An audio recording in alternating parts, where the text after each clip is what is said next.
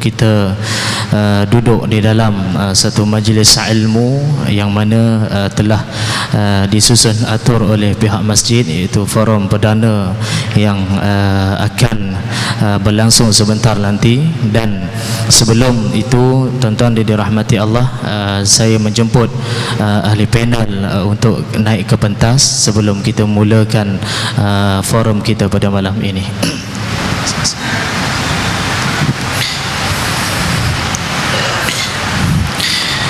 Muslimin muslimat, hadirin hadirat yang dirahmati Allah, kita menjemput khas 3 orang ahli panel, yang mana 2 merupakan ahli panel dan seorang moderator yang akan dikendalikan oleh Al-Fadhil Ustaz Razi bin Muhammad Rajab, dan ahli panel yang dijemput khas iaitu Ustaz ataupun Dr. Luqman bin Ibrahim selaku pensyarah di Universiti Malaya, dan ahli panel yang kedua Ustaz Zul Ramli bin Muhammad Razali yang insya-Allah beberapa minit lagi akan bersama dengan kita. Dan atas permintaan Ustaz Zul Ramli untuk kita memulakan terus forum kita pada malam ini, dan insya-Allah beliau akan tiba sebentar nanti. Muslimin muslimat, hadirin hadirat yang dirahmati Allah, saya rasa tanpa untuk melengahkan masa, saya mempersilakan berbahagia Al-Fadhil Ustaz Razi untuk memulakan forum perdana kita pada malam ini. Falyatafaddal mahjura.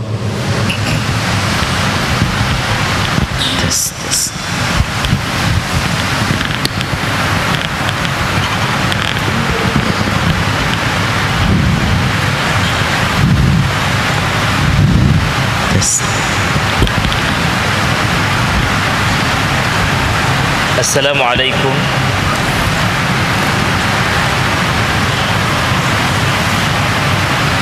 Assalamualaikum warahmatullahi wabarakatuh.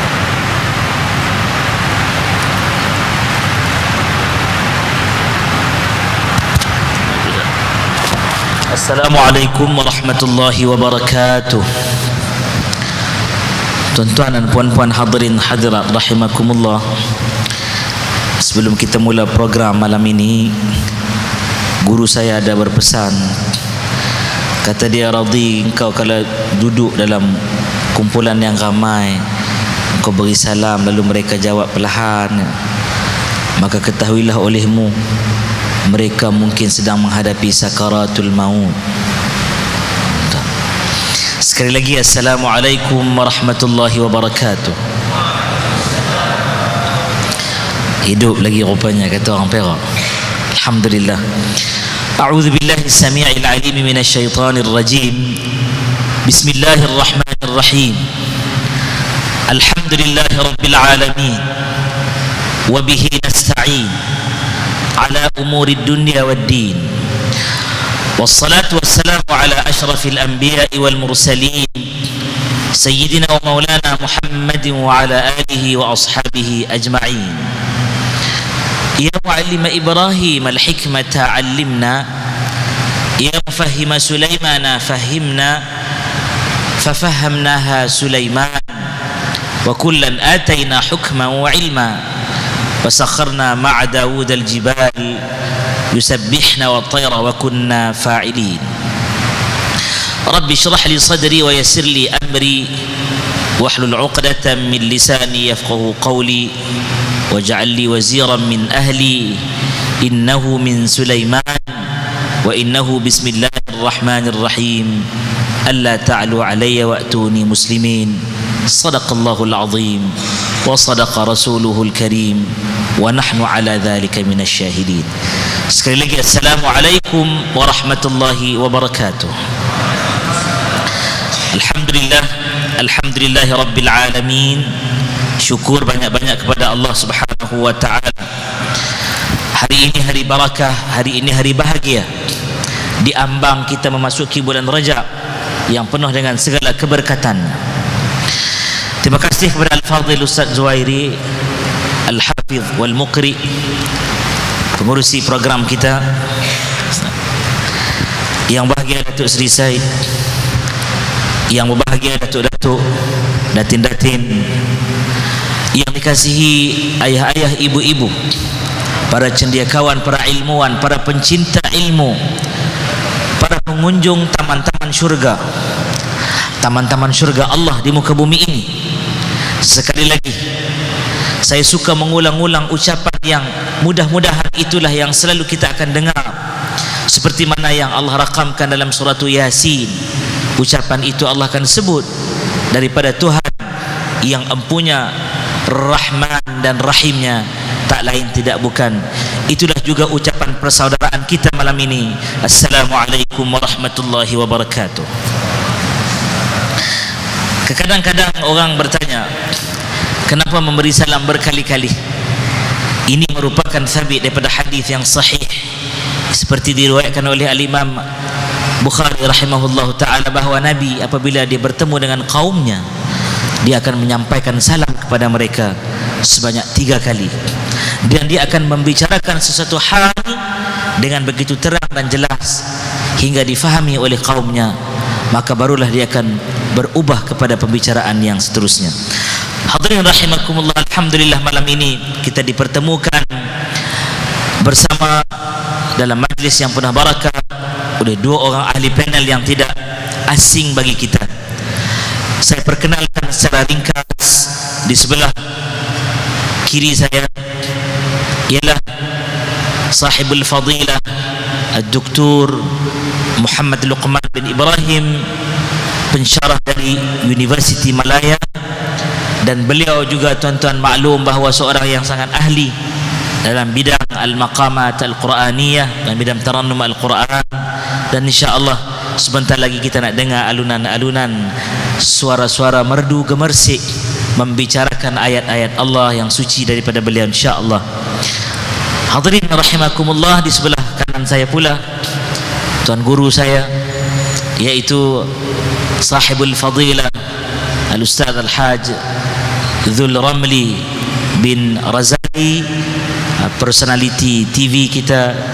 Dan kalau tuan-tuan semalam ya berada dalam ulangan siaran-siaran ataupun siaran langsung Usrah Nurani di IKIM FM, maka tidak lain tidak bukan beliau, suara yang ditunggu setiap jam 5:15 petang insya-Allah.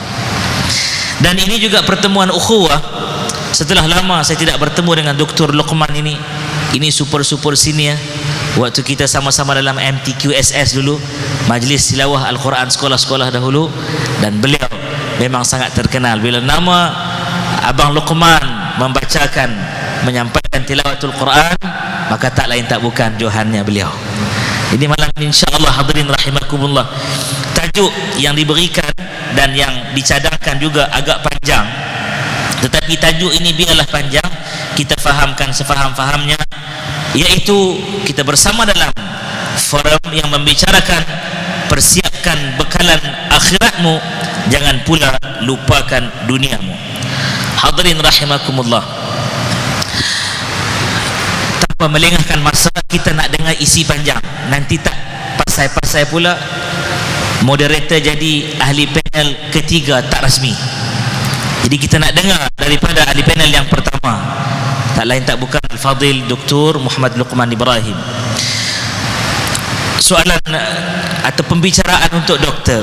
Hadirin rahimakumullah, kita dengar, doktor kita juga dengar orang bercakap tentang dunia doktor, dunia. Bahkan kadang-kadang jadi salah sangka dengan dunia apabila mereka ini membacakan ayatul Quran, dan kita minta doktor bacakan juga untuk kita sebentar lagi, yang Allah sebut sebagai dunia ini lahwun wa la'ibun. Ayat yang lain disebut mata'ul ghurur, mata'un qalil. Apa benda itu? Apa benda yang dikatakan lahwun, apa benda yang dikatakan la'ib, apa benda yang dikatakan mata', tapi mata'un ghurur, mata'un qalil, ya. Hingga kan seolah-olah benda itu nampak negatif, ya, di mata kita seolah-olah nampak negatif. Jadi hadirin rahimakumullah, adakah sebenarnya begitu dunia ini dengan kita yang dimaksudkan oleh Allah Subhanahu wa taala? Ada pihak yang menolak dunia terus, ada pihak yang mengejar dunia. Jadi doktor, malam ini bertepatan dengan tajuk, ya, persiapkan bekalan akhiratmu, jangan pula lupakan duniamu. Maka doktor mohon segala usaha yang doktor ada, segala kajian yang telah dibuat, segala ilmu yang Allah berikan kepada kita, untuk Al-Fadhil Doktor huraikan soalan tadi. Falyatafaddal mashkur.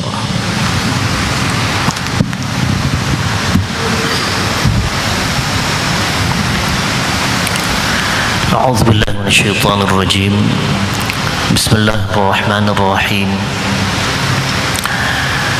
الحمد لله القائل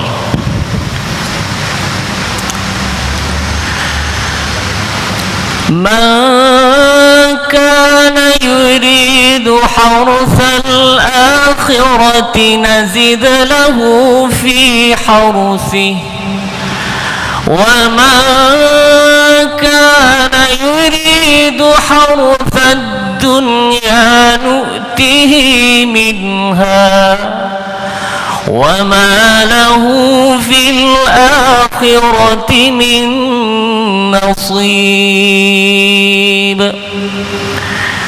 Sadaqallahul Azim. Terima kasih pada Ustaz Radhi. Beliau lah kawan lama Ustaz, sejak daripada bangku sekolah, yang dimuliakan pengurusi masjid, barisan AJK, para imam, muslimin, muslimat, sidang jemaah yang dirahmati Allah sekalian. Alhamdulillah, kita sama-sama berkumpul pada malam ini untuk membincangkan satu tajuk yang cukup hebat, cukup benar, iaitu ceritanya nak melebihkan wal akhiratu khairul laka minal ula. Akhirat itu lebih baik daripada hidup dunia. Tetapi bukanlah atas maksud nak kena tinggal dunia ini ambil akhirat sahaja, tidak. Tetapi bagaimana caranya kita nak menggunakan hidup dunia sementara ini, tapi tujuannya, kegunaannya, pentingnya untuk akhirat. Jadi tajuk yang kita bincang pada malam ini, tuan-tuan muslimin, muslimat, sidang jemaah rahmati Allah sekalian, sebenarnya adalah daripada maksud ayat yang Allah Subhanahu wa taala firmankan, a'udzubillahi minasyaitonir rajim, wabtaghi fima ataka Allahu ad-daral akhirah wa la tansa nasibaka minad dunya ila akhir al-ayah. Wabtaghi fima ataka Allahu ad-daral akhirah, maka cari. Ibtaghi makna cari.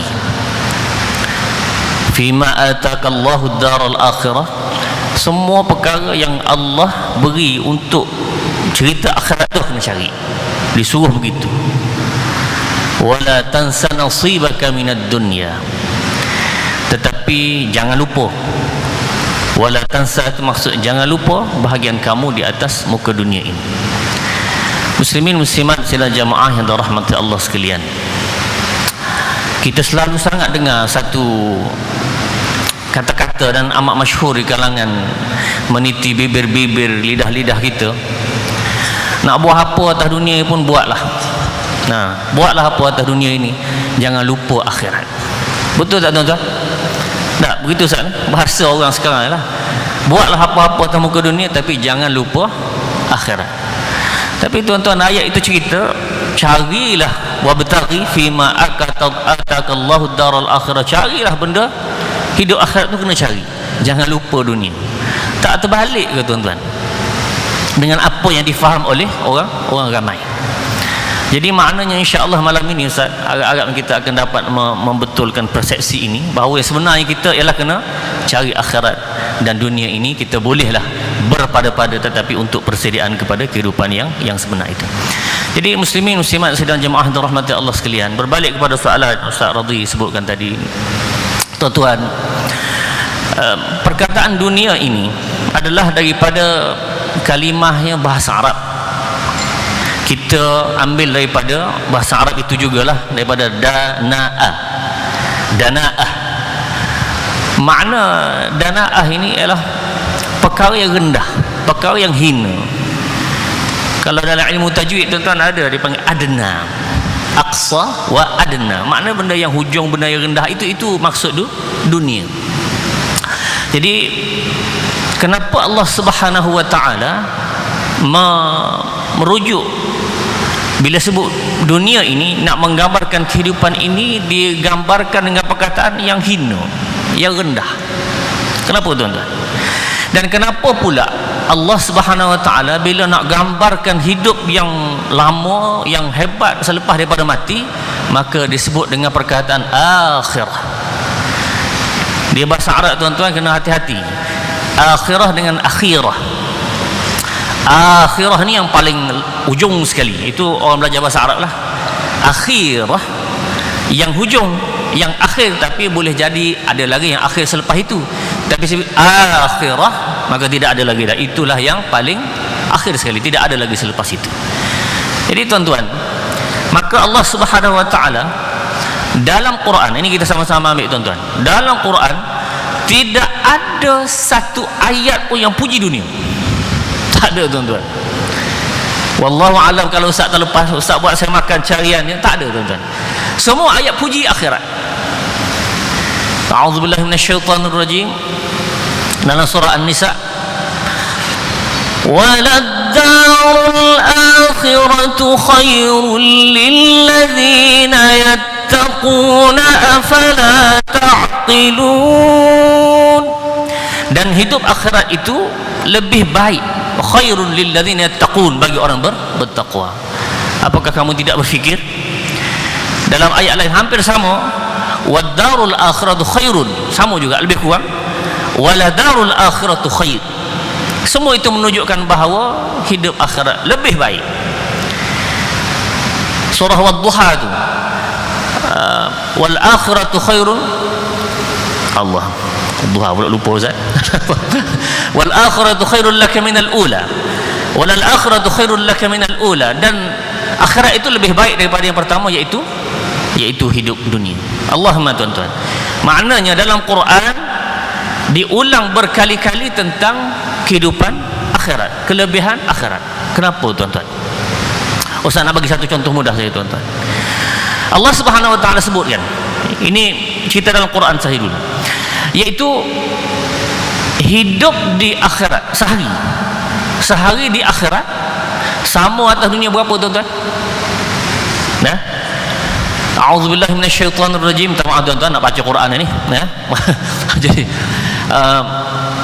sebelum ini ada lah Ustaz buat lagu-lagu yang lain lah, tapi bila Ustaz digelar The Singing Ustaz, wah, tak boleh Ustaz, dah jadi lain pula ni, Ustaz menyanyi pula. Tak nak lagi Ustaz lah, Ustaz nak mengaji je sekarang. jadi insya-Allah kita baca dengan Al-Quran. Baik, ayat apa tadi Ustaz nak cerita tadi? Ya, walal akhiratu khairul laka minal ula. Hujung tadi apa Ustaz? Allah, terlupa pula ni. Surah An-Nisa kita dah sebut tadi. Baik tuan-tuan, tak apalah. Baik, jadi ini bermaksud bahawa Allah Subhanahu wa taala lebihkan dunia. Baik, satu hari di akhirat Allah menyamakan hidup dunia dengan 1000 tahun. A'udzubillahi minasyaitonir rajim. Wa inna yawman 'inda rabbika ka'alfi sanatin mimma ta'uddun. Satu hari di akhirat sama dengan 1000 tahun dunia. Tuan-tuan, Ustaz dah buat satu kiraan, kalkulator lah, kira tuan-tuan. Tidak ada manusia di atas muka bumi ini yang sampai umur 1000 tahun. Kita kata ada Ustaz Nabi Nuh. Ya betul, Nabi Nuh tu Allah Subhanahu wa taala cerita alfun illa khamsina am. Dalam surah Ankabut, maknanya Allah beri umurnya 950 tahun. Itu umur dakwah. Katanya lebih 1000 tahun sikit. Okey, tak apalah. Baik, yang lain tidak ditemui manusia umurnya lebih pada 1000 tahun. Wallahu a'lam. Baik tuan-tuan, umur umat Muhammad sallallahu alaihi wasallam paling berapa Ustaz? Ya, Ustaz sedia maklumlah, antara 60 70 tahun. Bukan soalan cepu mas Ustaz, 60 70 tahun, lebih kurang itu. Baik, 60 70 tahun ini kalau nak banding dengan yang satu hari 1000 tahun tu tuan-tuan, berapa nisbahnya? Ada pakar matematik kat sini? Suruh dia kira. Kalau pakai congak, kita dulu masa zaman Ustaz pakai congak je. Congak saja macam mana cara nak kira tuan-tuan? Ustaz bagilah lebih kurang 500 tahun ya. Kalau 24 jam untuk satu hari dengan 1000 tahun tadi, bagi 2 500 tahun. Turun lagi tuan-tuan, turun lagi, begitulah seterusnya tuan-tuan. Ustaz dah kira umur 60 70 tahun ini tidak lebih daripada 90 minit akhirat. Allahumma tuan-tuan. Sebab tu dalam Quran cerita sungguh-sungguh tuan-tuan, apabila orang yang wasiqal ladzina kafaru ila jahannam zumara, apabila orang yang kufur kepada Allah masuk neraka tu, malaikat habis segala caci dia bagi kepada orang ini. Kenapa? Kerana tuan-tuan, Allahumma 90 minit pun kamu tidak boleh bersabar untuk taat perintah Allah, untuk ikut Quran, untuk ikut hadis Rasulullah. 90 minit tak boleh sabar, akhir masuk neraka tuan-tuan. Allahumma. Zaman sekarang macam-macam tuan-tuan. Orang yang tak sabar Quran pun ada, orang yang tak faham Quran pun ada, orang yang pusing kefahaman Quran pun ada tuan-tuan. Nah, tu Kasim Ahmad punya cerita tuan, itu pusing Quran itu. Orang siapa-siapa mengucap la ilaha illallah Muhammadur Rasulullah, maka orang itu munafik. Lah, kita pula jadi munafik tuan-tuan. Dia jadi apa? Itu dia cakap sendiri tuan-tuan, dalam YouTube ada. Orang mengucap la ilaha illallah Muhammadur Rasulullah itu munafik. Kalau kita munafik, dia apa? Allahumma tuan-tuan. Kenapa? Kerana dia faham surah 63 ayat 1, iaitu surah Al-Munafiqun. Idza ja'akal munafiqun qalu nashhadu innaka la rasulullah wallahu ya'lamu innaka la rasuluh wallahu yashhadu innal munafiqina lakadzibun. Dia faham yang ujung saja. Munafik itu pembohong. Makna orang cakap Muhammadur Rasulullah adalah munafik. Pelik Ustaz. Entah macam mana dia faham, kita pun tak boleh fikir. Allahumma tuan-tuan. Jadi itu nak bagi tahu tuan-tuan perbezaan hidup antara hidup dunia dan hidup akhirat. Cukuplah Ustaz untuk sebagai pembuka bicara. Itu kita sambung lepas ini insya-Allah. Alhamdulillah kita dah dengar. Sebab soalan malam ni semua soalan cepu belian. Soalan tak bocor. Datang sini baru kita bagi soalan. Hadirin rahimakumullah, terima kasih Al-Fadil Dr. Muhammad Luqman Ibrahim atas penjelasan yang diberikan tadi. Cerita tentang dunia. Doktor cerita tadi dunia, kalimat datang dari apa? Tentang ayat Quran, tak ada satu ayat pun puji dunia. Ya. Itu saya recap untuk kita ingat tu, untuk kita ingat. Baik. Kita beralih kepada Al-Fadil Al-Ustaz Zul Ramli. Ustaz, tadi dunia dah cerita, doktor dah cerita dunia. Sekarang kita nak cerita akhirat pula Ustaz. Kita dengar dah doktor sebutkan ayat tadi. Wal akhiratu khairun wa abqa. Wal akhiratu khairun laka minal ula. Dan cerita akhirat ini semuanya dia akan jadi kekal, balik jadi kekal. Tapi yang kekal ini manusia tak cari Ustaz. Yang manusia lupa bahawa umurnya di dunia ini singkat. Umur akhirat itu dalam akal manusia yang singkat ini, manusia meletakkan nilai infinity. 8 macam terbalik tapi lepis sikit. Siapa belajar mathematics, physics, dia faham infinity. Jadi Ustaz, yang kita cerita berkenaan tentang akhirat ini jarang orang kupas Ustaz. Jarang orang hadam betul-betul yang akhirat untuk dia faham itu negeri dia nak pergi dah tak kembali Ustaz. Pergi tak kembali. Jadi Ustaz, bantulah kita pada malam ini memahami makna akhirat secara hakikinya, untuk kita bawa balik malam ini tidur, bahawa tiduran kita itu menuju akhirat Ustaz. Silakan Ustaz.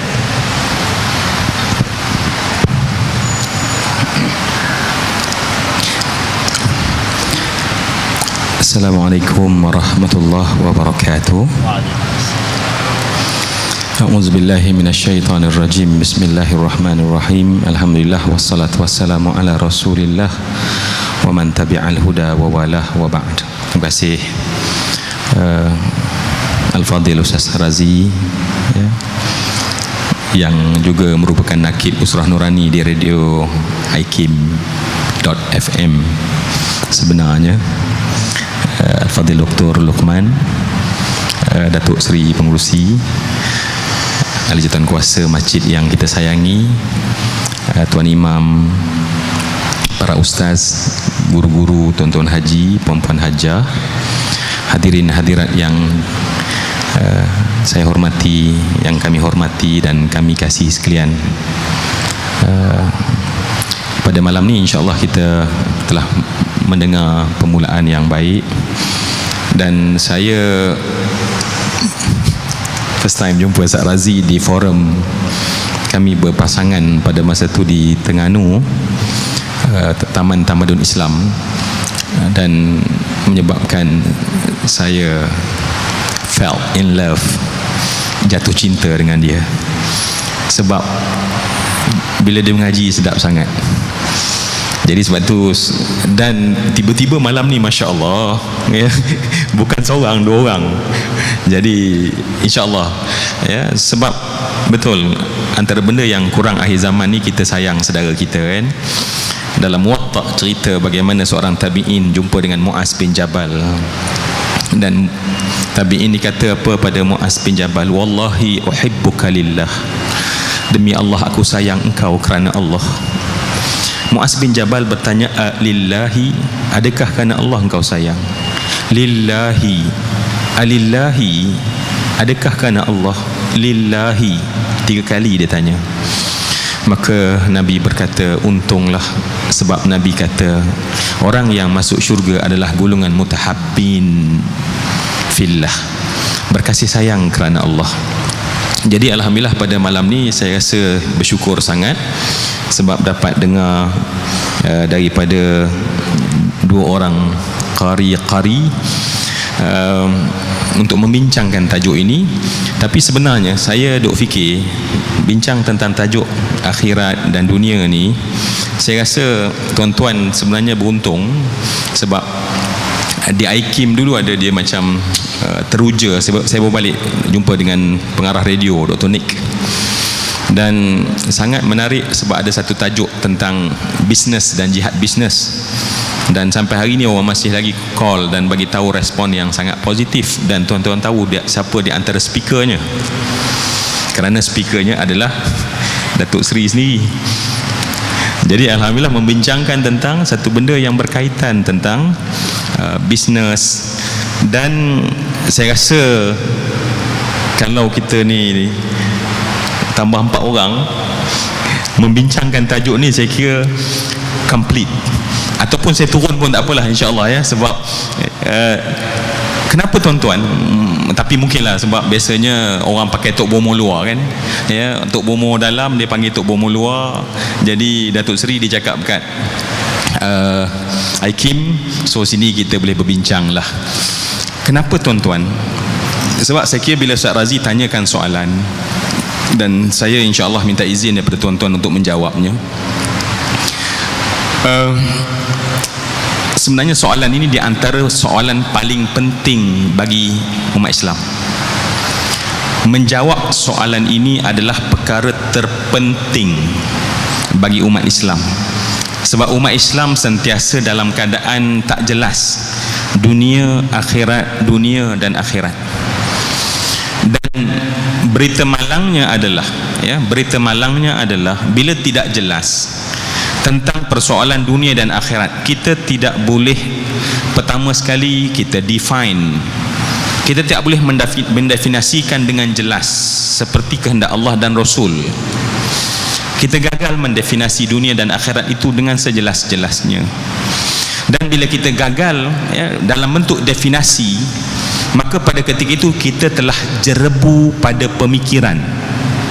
Maknanya peta kita, kalau kita ada peta kita tu apa ni panggil apa? Peta yang remuk tu, yang tu, dan kita tak tahu mana USJ 9. Subhanallah, alhamdulillah, la ilaha illallah, wallahu akbar, wala haula wala quwwata illa billahil aliyil azim.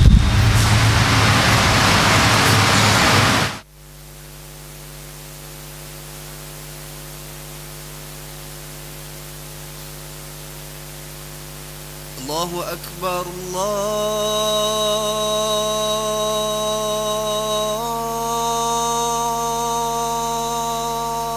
akbar.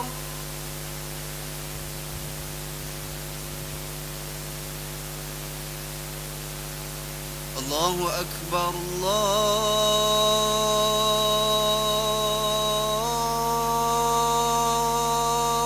الله أكبر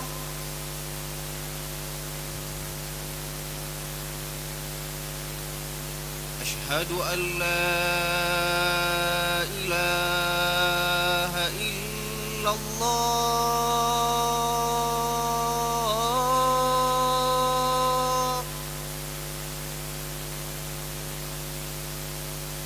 أشهد أن لا إله إلا الله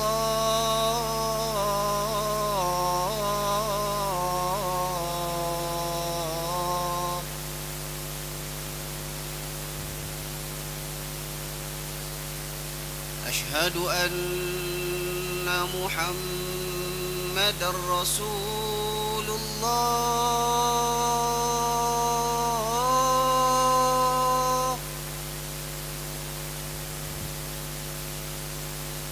أشهد أن محمد رسول الله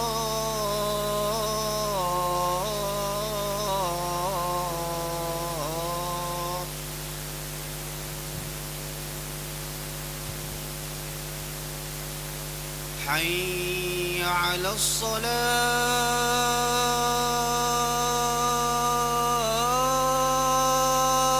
الصلاة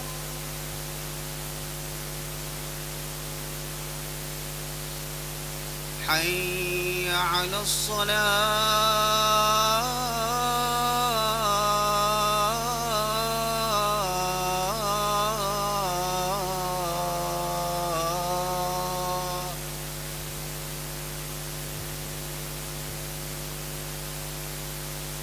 حي على الفلاح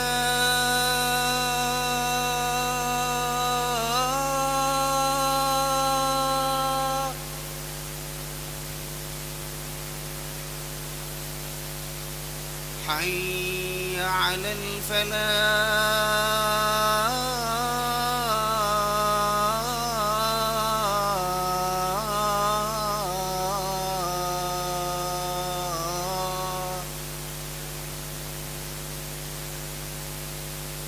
الله أكبر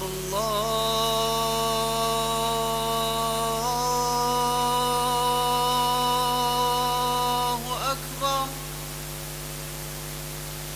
لا إله إلا الله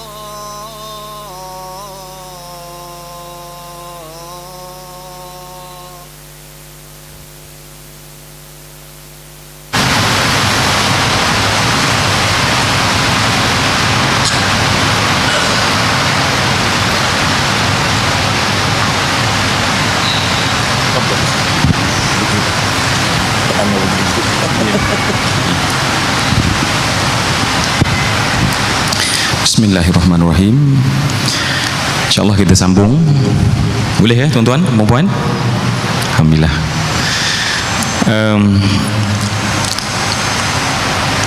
Kat mana tadi tu?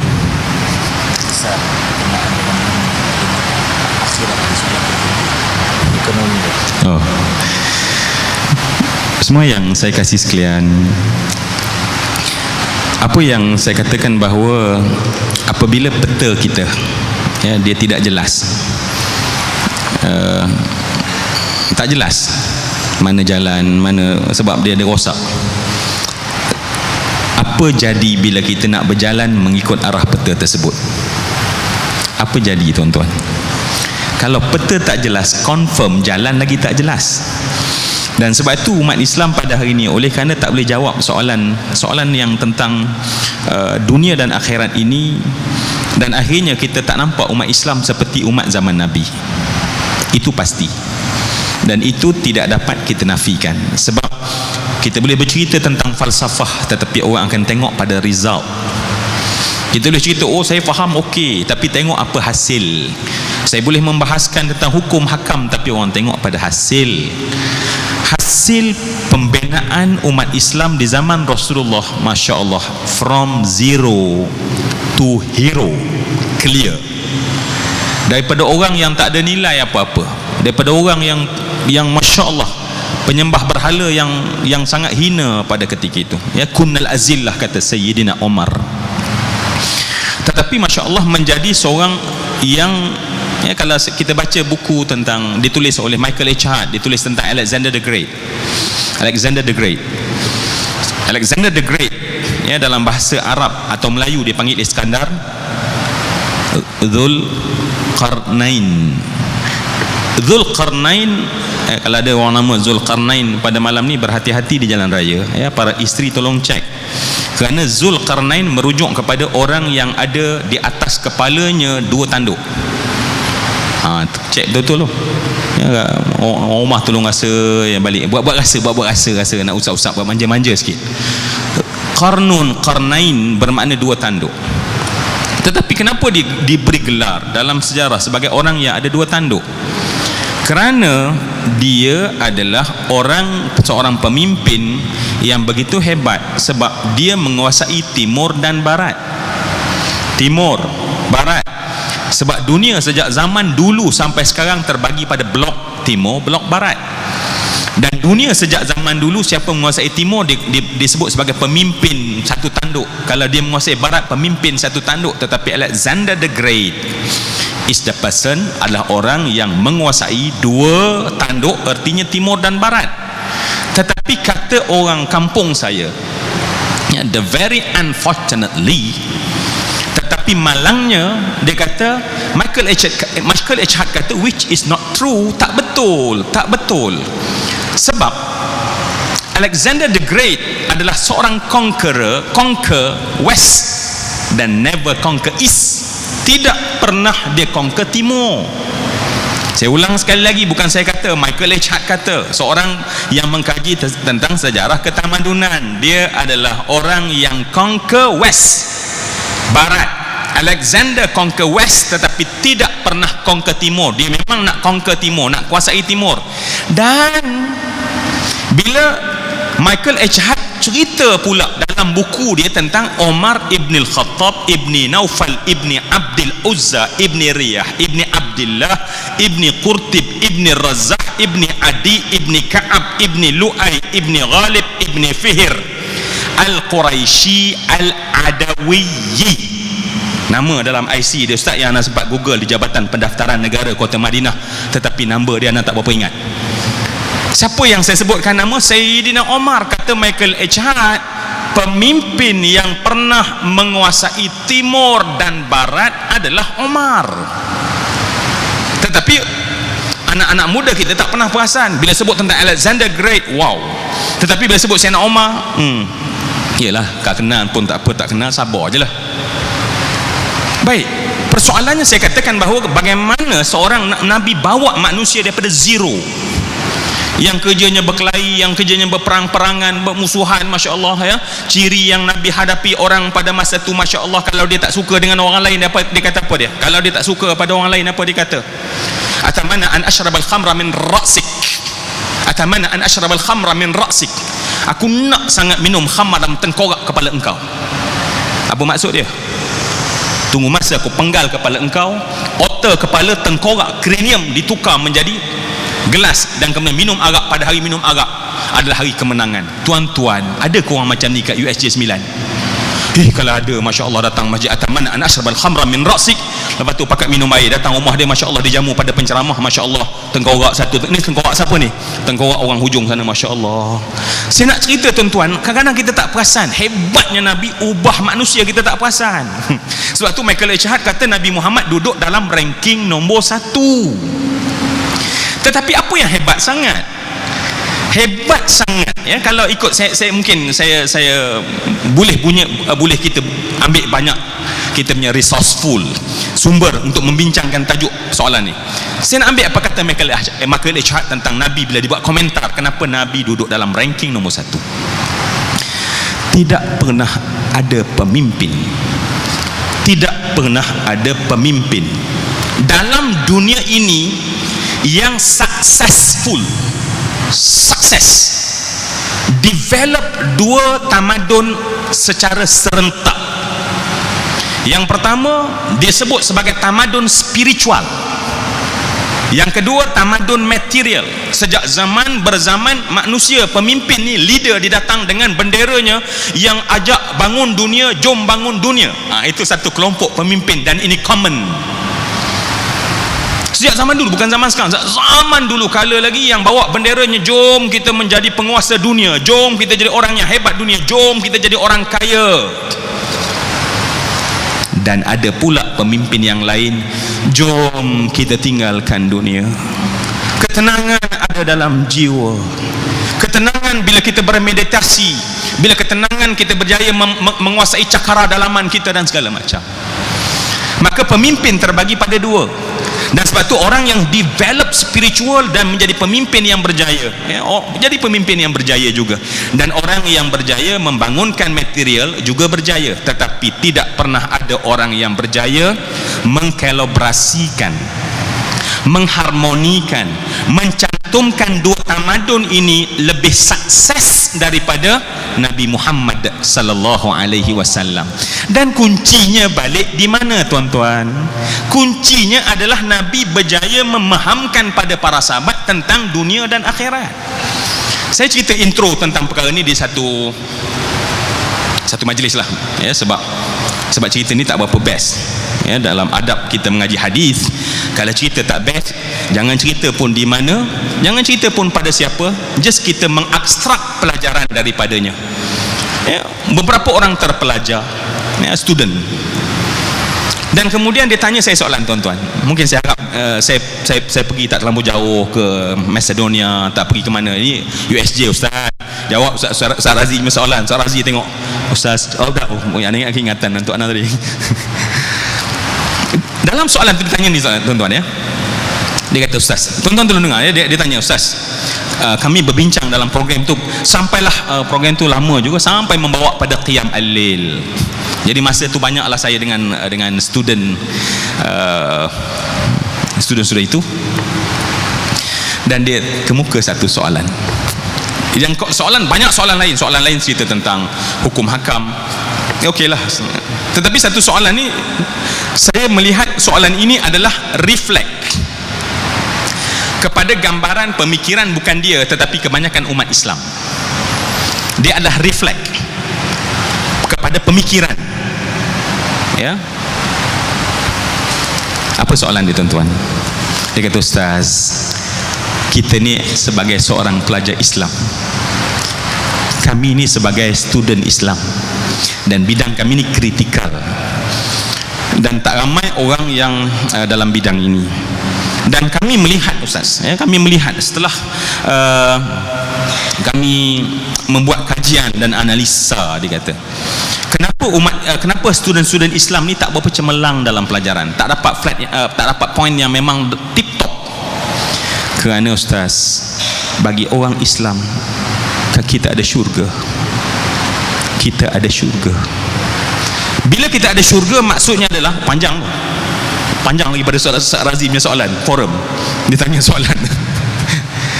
Bila kita ada syurga, dia kata, Ustaz, maknanya kita tahu bahawa kita buat sesuatu, tetapi Masya Allah matlamat kita adalah akhirat dan syurga.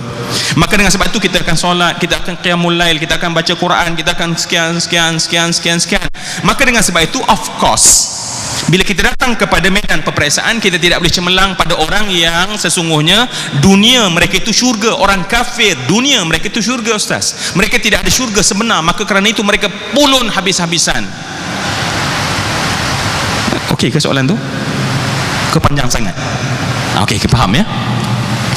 Dia tanya soalan pandu. Maknanya minta saya iyakan, iyalah, ya, nak buat macam mana student-student Islam, ya, nak buat macam mana peniaga-peniaga Islam, saya kembang, nak buat macam mana wahai pekerja-pekerja Islam, kerja lebih kurang tak apa, sebab akhirat nanti kita ada syurga. Wahai para peniaga, cikai lebih kurang pun okey, kenapa kita ada syurga. Wahai umat Islam, lebih kurang pun tak apa, sebab kita ada syurga. Wahai umat Nabi SAW, kita tak ke mana-mana pun tak apa, sebab kita disediakan oleh Allah syurga. Saya dengar, Masya Allah, tuan-tuan, saya rasa macam ada benda yang kalaulah fomen tu kena tune sikit. Ada tak berapa betul dia punya minyak, dia punya angin dia. Kenapa? syurga telah memusnah motivasi orang Islam. Syurga ataupun akhirat di sisi Nabi dan sahabat Nabi adalah memotivasikan.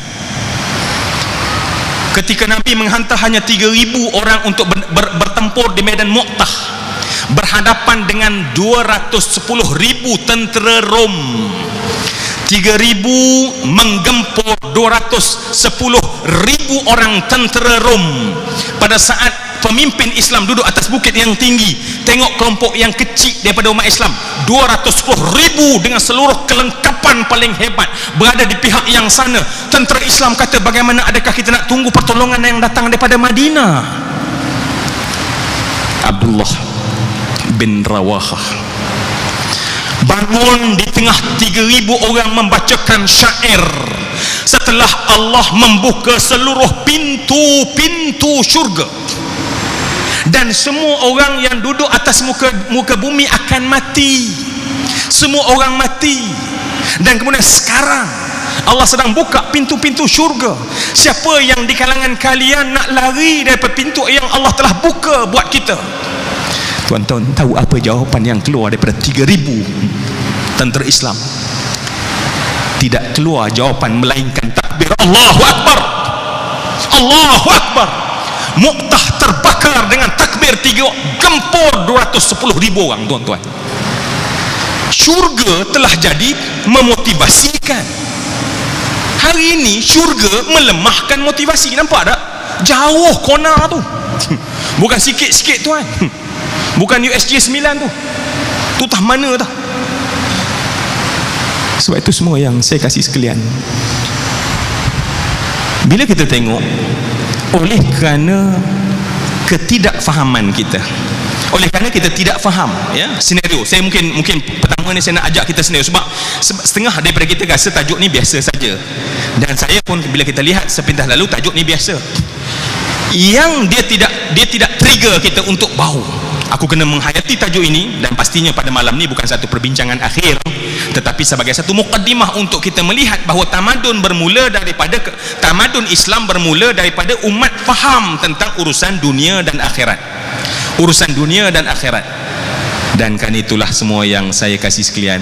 Saya nak ya, sebelum saya serahkan balik mikrofon ini, insya-Allah kalau ada round yang ke-13 kita lebih definisikan lagi, tetapi saya nak ya, sebab kata Brian Dyson dia kata apa dia, sesuatu yang penting itu, sesuatu yang berharga itu tidak akan ada nilai sehingga manusia letak harga dulu. Maknanya ilmu yang kita nak bincang pada malam ni, wow, rupanya besar. Bila kita nampak dia besar, barulah Masya Allah kita kena berfikir di sini rupanya silap umat Islam. Dan kemudian bila kita nampak perkara tersebut, saya kira cukup baca satu ayat Allah daripada surah Jum'ah saja terbuka, dan kemudian akan mendorong setiap orang yang ada dalam majlis ilmu kita pada malam ni untuk membakar diri kita, membakar semangat kita, di mana kita berada, bidang mana kita ada. Aku nak jadikan ini sebagai nak beli syurga yang sangat mahal di hari akhirat. Dan cuba tengok tuan-tuan, kalau kita para peniaga bukan peniaga yang lebih kurang, kalau kita seorang pekerja bukan seorang pekerja yang lebih kurang, kalau ada di sini student bukan student yang lebih kurang. Kenapa? Sebab kita sedang deal untuk beli syurga, bukan hanya sekadar nak beli segulung sijil, segulung ijazah, bukan hanya nak beli untung hujung bulan. Tak, yang kita sedang nak beli syurga sebab itu syurga terlampau mahal. Dan ini paradigm yang insya-Allah saya kira sebagai mungkin pusingan yang pertama daripada 32 ya. Ustaz Razi kata 32 pusingan dia kata ya. Sebab saya akan hanya pada pusingan 2 saja. Lepas ni masya-Allah ramai lagi panel-panel yang lain. Tapi moderator dia memang stay insya-Allah sampai ke 32. Jadi saya serah dulu pada Al-Fadhil Ustaz. Mana yang kurang Ustaz nanti kita tampung apatah lagi masya-Allah bersama dengan kita Dr. Luqman insya-Allah. Alhamdulillah. Jika kita lihat tajuk, kita rasa biasa. Bila kita kupas satu persatu tajuk, kita mula rasa lemak, manis, enak. Kita hadam apa yang kita bincangkan pada malam ini. Dimulakan dengan cerita dunia, dan akhirnya bila kita cerita tentang akhirah, beza kan? Satu motivasi kita nak ambil word tu, dan motivasi motivasi ini ialah perkataan Latin motivatos. Kita hari ini orang Islam mudah ikut perkataan motivasi, kita pun ikut juga doktor motivasi. Orang sebut idola, kita pun ikut idola tanpa kita tahu makna.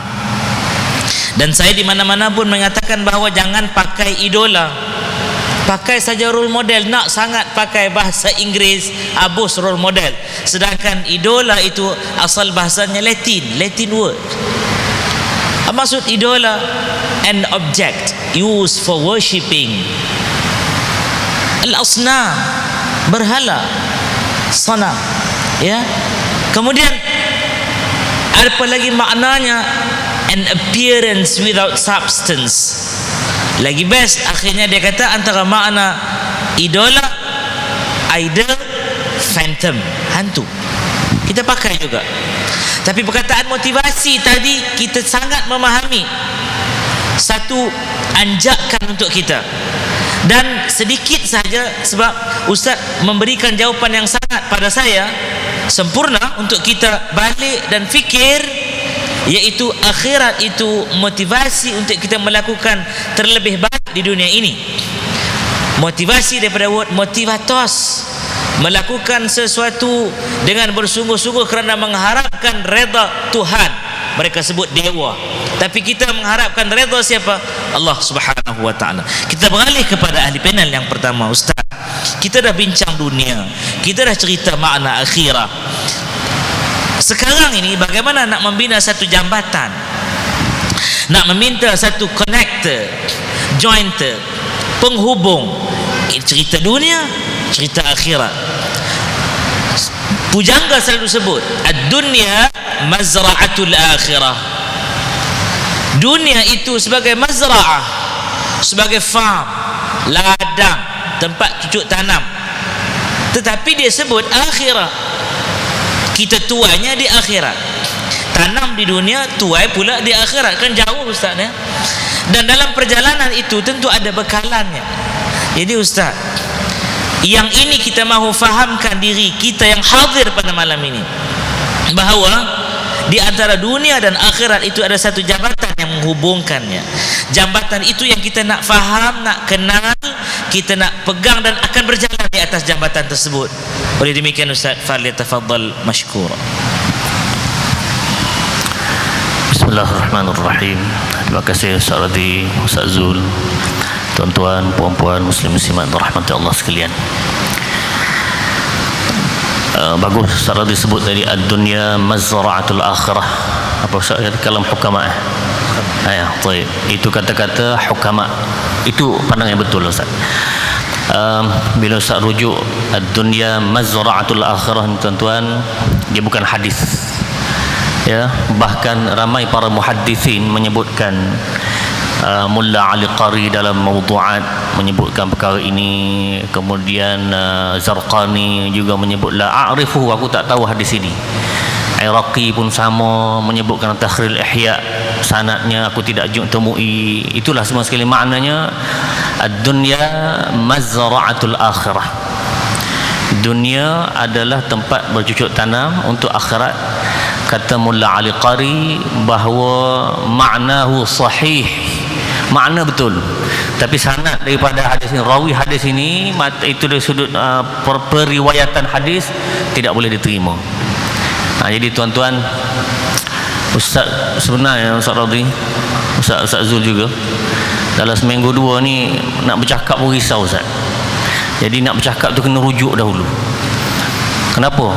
Takut tertukar Bani Tamim dengan kicap Cap Tamin.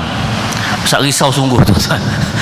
Jadi orang sekarang tanya, kita tengah bercakap macam ni, dia internet. Betul tak Ustaz ni cakap? Risau kita tuan-tuan. Jadi insya-Allah yang Ustaz cakap ini adalah yang apa yang telah kita rujuk dulu. Kalau tak sempat ataupun kalaulah kita terlepas itu, beritahulah ya, beritahu kalau tersalah, insya-Allah kita betulkan balik. Sebab sebenarnya manusia akan berlaku salah Ustaz ya? Tak pelik, kita manusia biasa akan berlaku salah. Tapi bila orang tegur itu salah dan telah dibuktikan sebagai salah, ngakulah, saya terima kesalahan itu dan saya tarik balik. Ustaz, tuan-tuan, tahun lepas dipanggil untuk program haji, pada program live untuk program haji. Bila dipanggil tuan-tuan, Ustaz dah minta penerbit, Ustaz tak nak soalan sebab soal itu live. Jadi penerbit kata okey lah, tak ada live punya soalan lah. Sampai waktu maghrib tuan-tuan, lepas maghrib sudah sembahyang itu, penerbit kata ada soalan live. Sudah kita memang tak bersedia untuk perkara soalan live itu, tak bersedia pada masa itu. Allahumma, fikir tak apalah, minta janganlah ada malaikat 44 lalu. Tapi tuan-tuan, jadi sungguh ada seorang ibu hajah yang bertanya pada malam itu tentang hukum haji. Kita bukan orang bawa haji, Ustaz, tak apalah. Jadi hukum yang kecil-kecil, furuk-furuk itu memang tak boleh nak jawab. Ustaz kata apa? Puan hajah kata, hajah sila tanya kepada Ustaz yang pada esok hari, memang soalan Ustaz tak tahu. Kalau lah Ustaz cakap Ustaz tahu, mengada-ngada memandai-mandai pada masa itu, apa jadi tuan-tuan? Ya, TV Hijrah pun kena, Ustaz pun kena, habis diserang.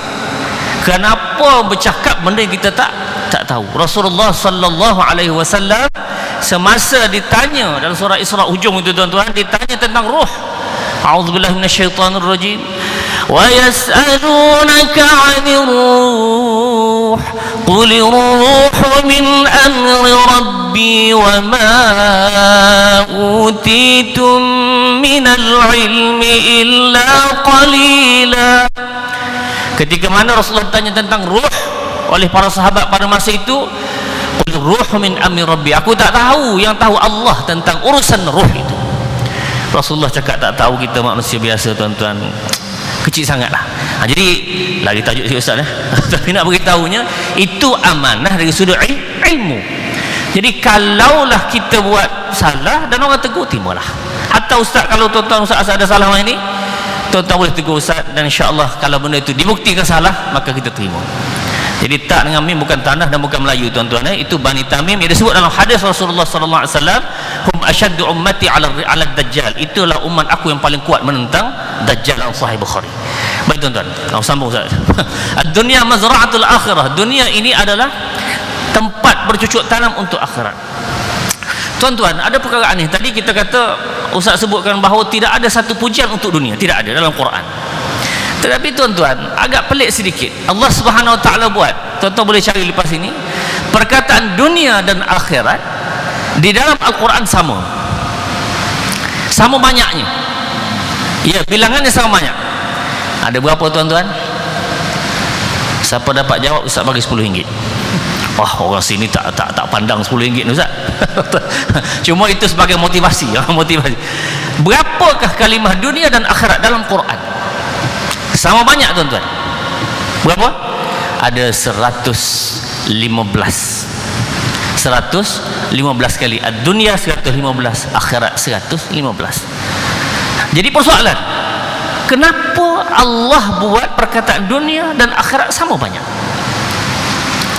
Maka dari sebab itu tuan-tuan, Umar Al-Khattab radhiyallahu anhu sebut, lebih kuranglah dia kata, laisa bi khairin, bukanlah baik bagi orang yang man amila lil akhirah wa tarakat dunya, bukanlah orang tu baik sangat kalau dia beramal untuk akhirat tetapi tinggal dunia.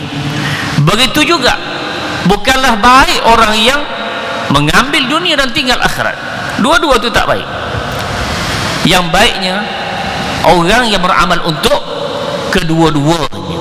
Itu kata Umar Al-Khattab radhiyallahu anhu. Tetapi dia kata lagi tuan-tuan, yang payahnya wal haraju, yang susahnya ialah nak mengambil dunia dan akhirat itu pada tahap sepatutnya. Itu payah. Allahumma tuan-tuan. Jadi kalaupun dalam Quran tak sebut pujian terhadap dunia, tetapi Allah Subhanahu Wa Taala nak tengok inilah dunia yang menentukan kepada hidup akhirat. Tuan-tuan, saya nak bawa ada dua kisah pada malam ini yang berlaku, benar-benar berlaku. Yang pertama sekali tuan-tuan, yang berlaku dalam 4-5 bulan lepas di Johor, di Segamat, bila kerajaan Malaysia nak buat highway lebuh raya daripada Segamat ke Tangkak. Maka lebuh raya ini melalui satu kubur. Bila lalu satu kubur, tuan-tuan, maka kubur ini terpaksa dipindahkan. Jenazah-jenazah mayat-mayatnya, tulang temulangnya yang tubuh lama-lama itu kena pindahkan. Tetapi Masya Allah, tuan-tuan, bila dipindahkan jenazah-jenazah ini, ada 3 jenazah yang tidak hancur. Yang Ustaz dapat gambar 2, tapi nak tunjuk tak boleh malam ini. Tak apalah, tuan-tuan cari. Ada 2 jenazah. Yang pertama sekali, jenazah ini namanya Haji Muhammad Rauf. Yang kedua ialah namanya Hajjah Mahiran. Dua-duanya tidak hancur tubuhnya. Baik, tuan-tuan, seolah-olah Allah Subhanahu Wa Taala nak tunjuk satu perkara kepada kita. Apa dia, tuan-tuan? Siapakah orang ini, dua-dua ini? Haji Muhammad Rauf dan Hajjah Mahiran ini siapa sebenarnya? Tuan-tuan, Masya Allah, marilah kita sama-sama ambil pengajaran daripada kisah ini. Kedua-duanya adalah kerjanya, tuan-tuan, orang yang ada kaitan dengan Al-Quran. Kerjanya mengajar Al-Quran, kerjanya baca Al-Quran. Kita kira itu bukan cerita masalah hafal Quran lagi tu. Itu cerita ialah orang yang sentiasa hidup dengan Al-Quran. Dia adalah guru Quran di kampungnya, mengajar qiraati, mengajar iqra, mengajar budak-budak baca Quran. Tetapi tuan-tuan, itu yang balasan Allah Subhanahu Wa Taala tunjuk kepada dia. Jadi dikorek jalan tersebut dan kubur tersebut untuk jalan lebuh raya, tapi rupanya Allah nak buktikan dia adalah orang yang insya-Allah orang yang diterima oleh Allah Subhanahu Wa Taala. Satu, tuan-tuan. Yang kedua, baru berlaku dalam 3-4 hari lepas, ya, jenazah seorang wanita yang mana ditunjukkan gambarnya semasa dia dikafankan dan di liang lahatkan, masuk dalam tanah, maka keluar cahaya. Ya, Ustaz, jadi kita kata kisah itu boleh jadi betul, boleh jadi tidak. Tetapi untuk orang Islam, tuan-tuan, kita yang mata lendir kita itu melihat daripada sudut Islam, boleh sahaja perkara itu berlaku, boleh. Dan harus sahaja Allah Subhanahu Wa Taala buat begitu kepada wanita tersebut. Kita tengok dari sudut positif lah. Allah Subhanahu Wa Taala memberikan satu kelebihan kepada dia semasa matinya, keluar cahaya. Allahumma, apa kerja wanita ini, tuan-tuan muslimin muslimat dirahmati Allah sekalian? Katanya orang ini kuat sangat berzikir kepada Allah Subhanahu Wa Taala. Tengok, tuan-tuan, dia menggunakan hayatnya, hidup dunianya untuk mengambil laba di akhirat, mula daripada mati. Yang tadi kerjanya baca Quran, mengajar Quran, hidup berhubung dengan Al-Quran, Allah Subhanahu Wa Taala beri seperti itu, tuan-tuan. Allah tak hancur tubuhnya. Tanda-tanda orang yang mendapat kebaikan di sisi Allah Subhanahu Wa Taala. Yang ini pula menghabiskan masa dengan apa? Dengan zikir kepada Allah Subhanahu Wa Taala. Allah berikan begitu. Allahumma, tuan-tuan. Jadi maknanya, sekalipun dunia ini tidak ada harga di sisi Allah, tapi inilah tempat untuk kita bersedia untuk kehidupan yang kekal abadi di akhirat kelak. Dan tuan-tuan, Allah beri keputusan bahawa dalam Quran sebut berkali-kali, orang yang ditentukan Allah Subhanahu Wa Taala masuk syurga ialah amanu wa amilus salihat. Ya, a'udzubillahi minasyaitonir rajim. Bala man kasaba sayyi'atan wa ahatat bihi khati'atuhu fa ulaika ashabun nari hum fiha khalidun. والذين آمنوا وعملوا الصالحات أولئك أصحاب الجنة هم فيها خالدون. Baik, tuan-tuan, bala man kasaba sayyi'atan wa ahatat bihi khati'atuh, sesiapa yang buat dosa sayyi'ah wa ahatat bihi khati'atuh, dan duk meleka, duk buat jahat sentiasa, hidupnya kerja buat jahat, ya tuan-tuan. Apa balasan Allah? Faulaika ashabun nar, dia itu masuk dalam neraka. Jadi tuan-tuan, hum fiha khalidun, dan kekal dalam neraka. Orang yang buat jahat dan buat amalan berterusan dengan kejahatan itu tanpa sempat bertaubat, itu dia balasan Allah Subhanahu Wa Taala. Tidak, tuan-tuan, kejenguk dalam telaga. Kamu ada dalam telaga tak? Oh, tak ada, tuan-tuan. Tidak begitu. Itu bukan ketentuan Allah. Ketentuan Allah adalah berdasarkan buat amal baik, buat amal yang jahat. Buat baik masuk syurga, buat jahat masuk neraka. Kat mana buat tu? Buat di atas dunia. Berapa lama itu? 90 minit akhirat lebih kurang. Allahumma tuan-tuan, semoga-moga Allah Subhanahu Wa Taala beri kekuatan kepada ustaz, ahli-ahli panel kita yang lain dan tuan-tuan puan-puan semua untuk beramal dalam masa 90 minit lebih kurang ini untuk mendapat laba kejayaan di akhirat kelak. Boleh tuan-tuan? Ustaz Radhi, kita ada berapa pusingan sunnah ini? 32 sungguh ke? Oh, masya-Allah. Jadi sebab itu tuan-tuan, Ustaz berhenti di sini dahulu. InsyaAllah kalau ada kesempatan kita bincang apa persediaan kita nak buat tuan-tuan, maka Ustaz Zul akan ulas lebih daripada itu insya-Allah. Alhamdulillah. Hadirin hadirat rahimakumullah, mudah-mudahan jangan bosan dengan majlis ilmu pada malam ini. Sengaja saya tidak letakkan ahli panel ni berapa minit, biarlah mereka nak bercakap. Jadi kalau kita habis pukul 12 malam ni, tuan-tuan sanggup tunggu? Tuan-tuan tunggulah, kita orang nak balik. Hadirin rahimakumullah, kita ibarat menggembur semula tanah yang mana kita nak tanam anak-anak buluh. Daripada cerita dunia bagaimana akhiratnya apa, kita mula membina sekarang jambatan. Saya recap sedikit saja. Kata Al-Fadil Dr. Muhammad Luqman Ibrahim tadi, beramallah dalam tempoh 9 akhirat. Yang amal itu dibuat di dunia untuk kita kecap kebahagiaannya yang abadi di negeri yang tidak ada jalan kembali lagi. Masalahnya ialah ustaz, orang tersebut beramal, dia beramal doktor, dia beramal ustaz, tapi amalannya ini hadirin hadirat rahimakumullah, ada saja perkara perbuatan amal juga yang jadi seolah-olah racun, parasit yang merosakkan amal yang kalau dia buat 90 minit akhirat yang dia buat di atas muka bumi ini dalam kurang lebih umurnya baina 60 wa 70, 60-70 macam tu je. Jadi ustaz, kadang-kadang orang tak faham sampai peringkat dia boleh berkata apa, aku punya sukalah kubur masing-masing. Itu selalu dengar, sampai hari ni pun dengar. Bahkan saya nak quote dengan izin, tuan-tuan boleh Google, boleh tengok YouTube, walaupun YouTube saya jenis tak percaya, tapi ihtimal.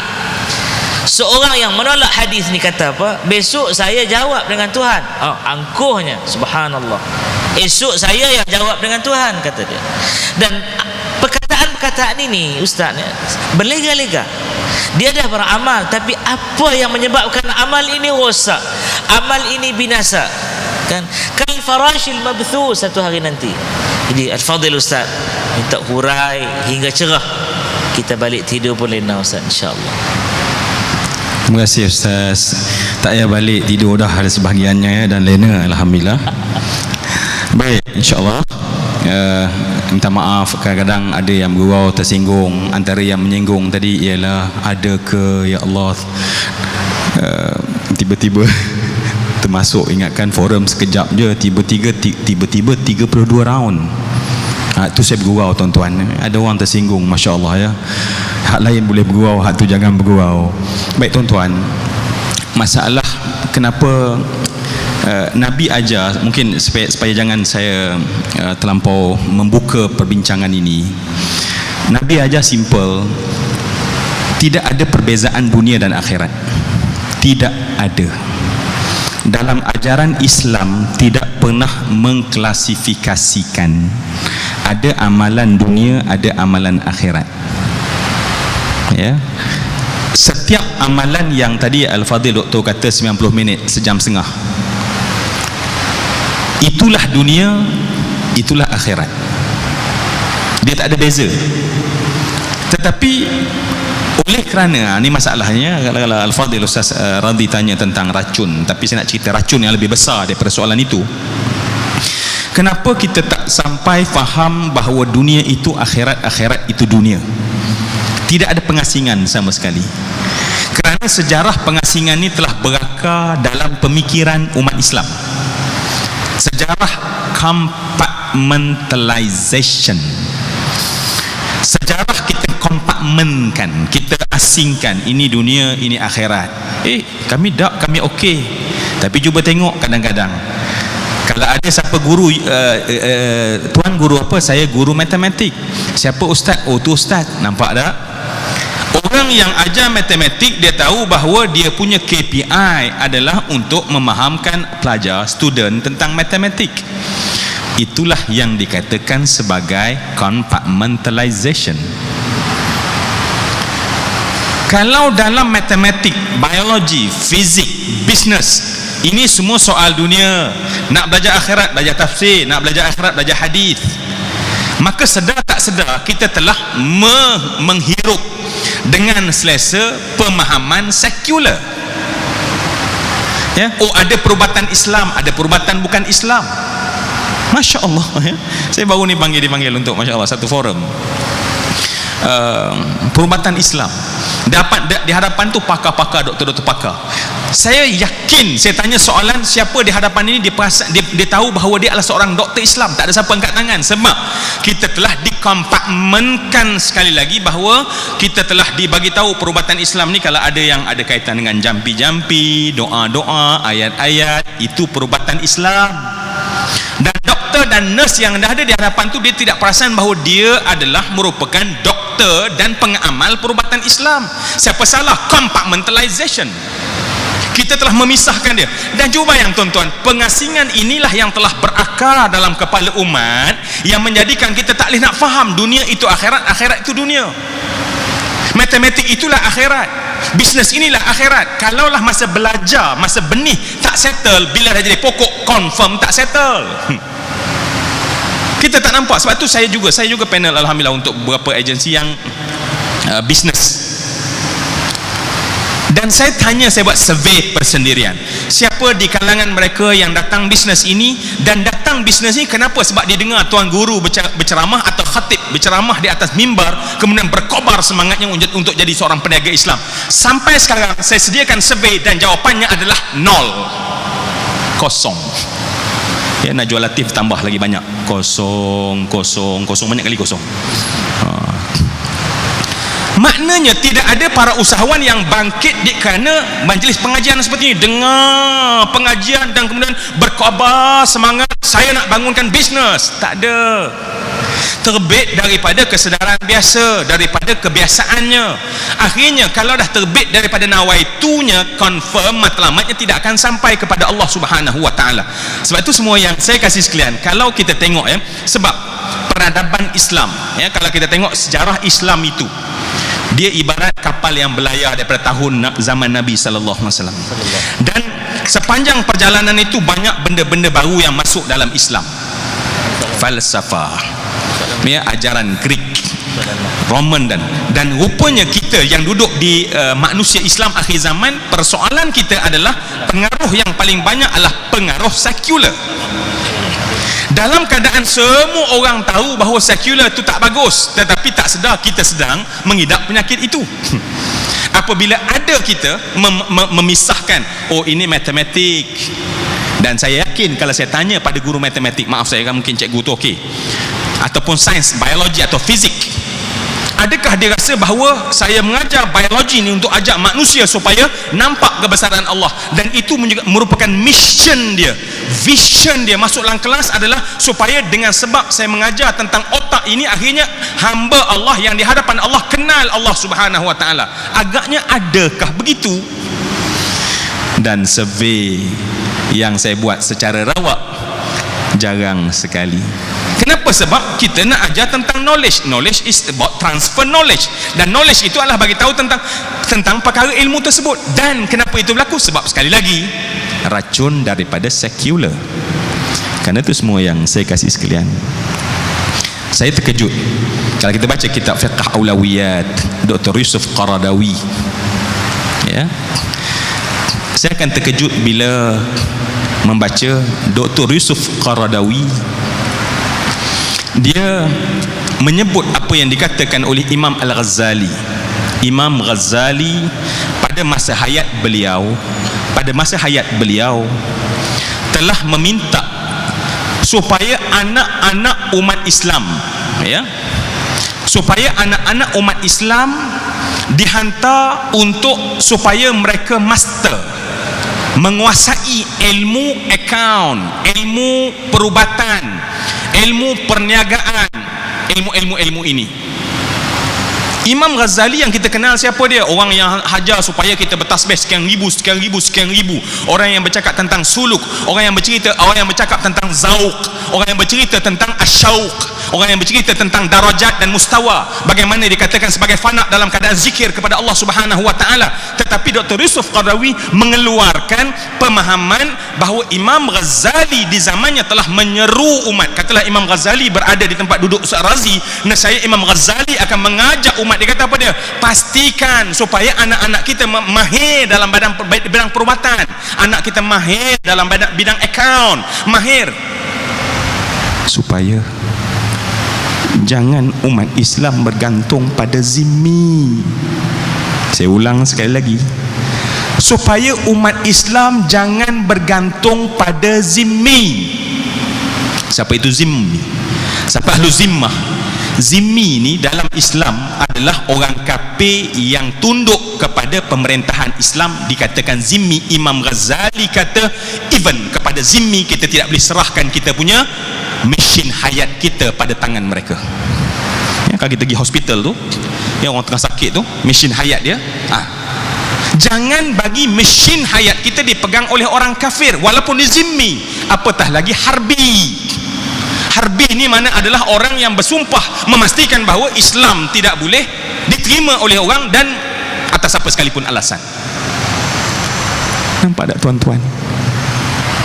Hari ini Masya Allah umat Islam oleh kerana Masya Allah datang kepada mereka kefahaman yang tak betul, yang tak masak, lam yataghalghal, tidak masak benar dalam persoalan memahami soalan dunia dan akhirat, dan akhirnya masuk virus yang dikatakan sekular.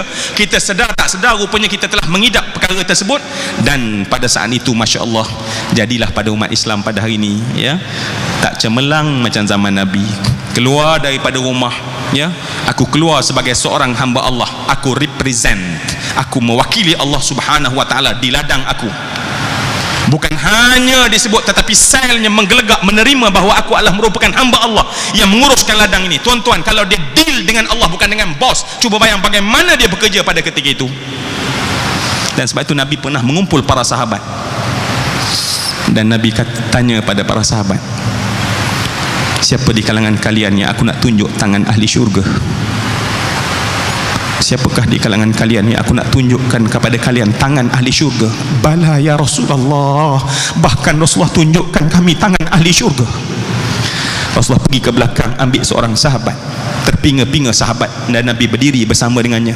Nabi buka telapak tangannya, Nabi mengucup dua tangannya, dan Nabi mengangkat. Apa kata Nabi?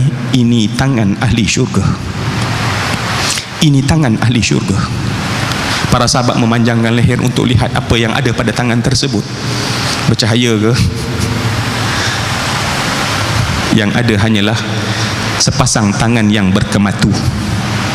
Sepasang tangan yang berkematu. Tangan yang berkematu kerana apa? Mengurus sepanjang hari pada ladangnya. Kerana dia tahu dia adalah khalifah, aku adalah wakil Allah Subhanahu wa taala dalam menguruskan bumi yang sedikit ini, maka dia buat terbaik. Sebab kenapa? Sebab ladang inilah yang menyebabkan aku akan beli syurga di hari akhirat. Kan tak sama? Pulang petang dalam keadaan penat, kata Nabi, man amsawaniyan fi talabil halali bata maghfuran lahu wa asbaha wallahu anhu radin, rawahu Tabrani. Barang siapa pulang pada waktu petang, kata Nabi, dalam keadaan wanian, penatnya ya Allah, suami pulang petang penatnya ya Allah, isteri petang yang bekerja pulang petang penatnya ya Allah, isteri yang bekerja di rumah penatnya katakan Nabi. Apa kata Nabi? Maka malam tersebut dia tidur, kadang-kadang berdengkur kan, itu tambahan tak dalam hadis.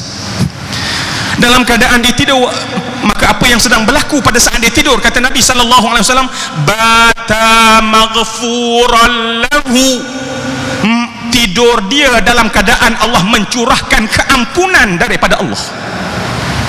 Kita duduk semayang, ya Allah ampunlah aku ya Allah, ampunlah aku ya Allah. Kita tak perasan bahawa orang yang pulang kerana penat penat dan kemudian Masya Allah dia pulang dalam keadaan terlampau penat. Kerana apa? Sebab dia bekerja dengan sebetul-betulnya. Wa asbaha wallahu anhu radin. Keluar pagi itu, buka pintu rumah, masuk kereta, Allah sedang memberikan redha Allah. Mati, dia mati pada jalan Allah. Kita tak perasan benda ni semua. Kenapa? Sebab sebab tu kan saya tanya tuan-tuan, kat USJ ni kalau saya nak beli alat ibadah di mana tuan-tuan? Lepas ni cadang kalau harapnya buka lagi. Di mana tuan-tuan? Saya nak beli alat ibadah. Sebab saya Google tak dapat. Di mana tuan-tuan? Kalau saya nak beli alat ibadah ada di Alhamdulillah, terima kasih jawapan. Ada hantar SMS alamat sekian. Baik. Di mana alat ibadah? Bila ada jawapan, salahnya di mana? Salahnya pada soalan. Sebab compartmentalization, pengasingan dalam minda memberitahu bahawa ibadah tu, bila saya sebut alat ibadah, apa datang dalam minda tuan-tuan? Datang dalam kepala kita adalah kain pelekat, mungkin saya nak beli telekung, mungkin saya nak beli sejadah, mungkin saya nak beli sugi, saya nak beli tasbih, nak beli serban. Kan begitu. Bila saya sebut alat ibadah, spontan datang dalam kepala secara spontan. Kenapa? Sebab bila sebut ibadah, kita faham itulah benda dia. Sejadah, masjid. Sahabat Nabi tidak pernah berfikir bahawa ibadah hanya dalam masjid. Ibadah di mana? Ya, masjid adalah tempat terpenting. Tidak ada tempat yang lebih penting daripada masjid. Tetapi ibadah bukan dalam masjid. Sebab tu kalau tanya di mana alat ibadah, kena tanya balik, ibadah jenis mana yang Ustaz tanya sebenarnya? Apakah Ustaz masukkan komputer? Sebab saya bekerja menggunakan komputer, maka saya beribadah, maka komputer menjadi alat ibadah kepada saya. Tetapi berapa ramai orang yang ibadah komputer alat ibadah? Tak mungkin.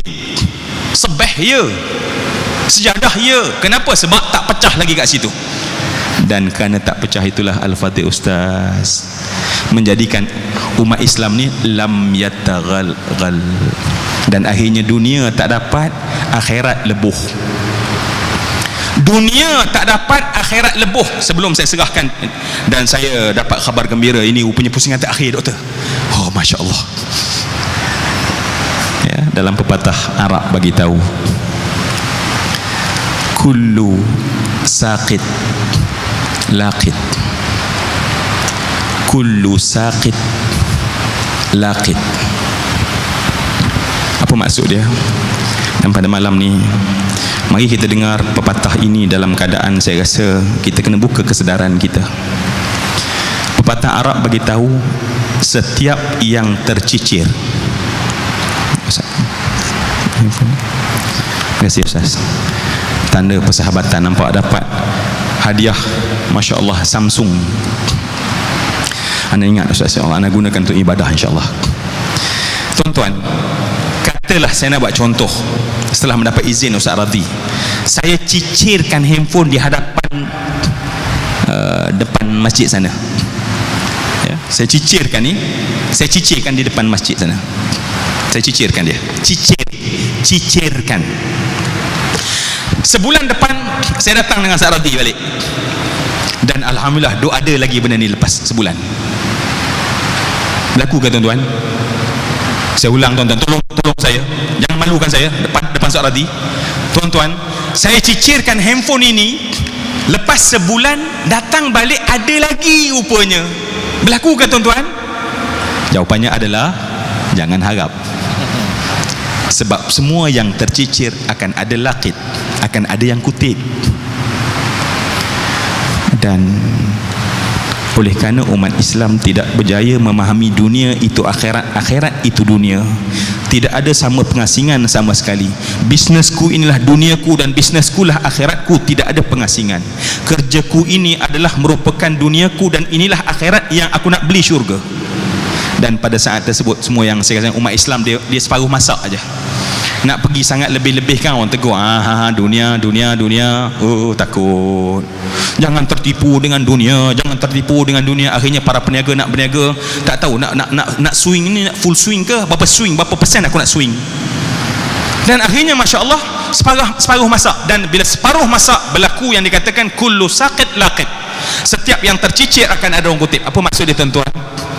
umat Islam pada hari ini sedang mencicirkan kekuatan. Kita cicir kekuatan ekonomi, apa berlaku? Akan ada orang kutip. Kita mencicirkan kekuatan ilmu, ada orang kutip. Kenapa? Oh, sebab kami nak syurga di hari akhirat, kita cicirkan ilmu. Bila orang kutip ilmu, tuan-tuan, jangan harap orang akan buat baik pada orang Islam seperti orang Islam buat baik pada bukan Islam. Kita mungkinlah saya Allah, kita biasa dengar tentang Salahuddin Al-Ayyubi kan. Mungkin kita pernah dengar tentang Salahuddin Al-Ayyubi. Baru ni saya buka satu kitab, nama kitabnya HBO. Hunaka kitabun yusamma HBO. Tuan-tuan pernah dengar satu kitab namanya HBO? Hunaka kitabun yusamma HBO. Wa hunaka bab. Ada satu bab, nama bab itu adalah Robin Hood.